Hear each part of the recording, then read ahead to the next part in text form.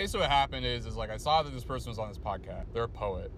And I looked at the podcast episodes, and there's several poets from this area that have been on the podcast over the years. And I felt this bitterness and jealousy. It's like people that I admire and am personally fond of. It's not like this thing where it's like, fuck this person.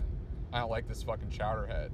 It's just a thing where it's like, I feel like a true punk rock fucking superstar who's like mainlining the fucking truth of poetry, opened up fucking Valley for fuck tons of people. I think that that's fucking interesting and worth talking about in a way that someone being like, yeah, and this is how I put my manuscript together isn't so fucking interesting.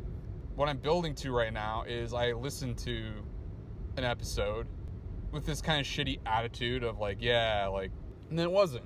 It was lovely. Now I'm listening to a fourth, and it's just like, I don't know why I expect Stuart Chittenden or whoever, he's just like a fucking stand-in for this idea, to have a encyclopedic knowledge of like the poetry scene, when really like all I can really expect him to do is like kind of see what's on the fucking, what bubbles up to the broader cultural radar, which isn't, you know, much, and it certainly isn't the stuff I do, and the stuff I do is kind of subterranean by design. Why do I want to have my cake and eat it too? These are questions I'm asking myself, and I've been talking to myself a lot lately about gatekeeping being this thing that bugs me, and like trying to dig into the weird personal psychology that I think informs my aversion to what I perceive to be gatekeeping. Like, I'm fine with being like, fuck this. I'm fine with having like negativity, but I don't want to have bad energy about stuff that serves no fucking purpose in my life. You know what I'm saying?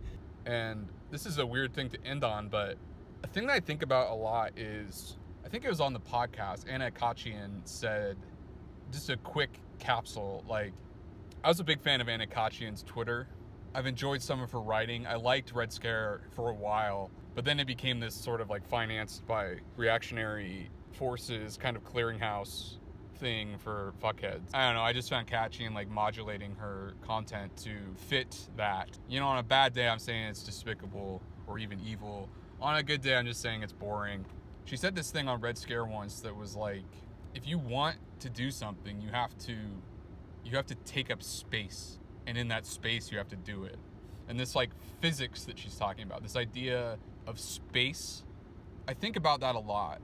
Is my aversion to this thing just like a funhouse mirror, warped ass, backwards self-loathing for my own unwillingness to take up space doing the stuff that lights my fire?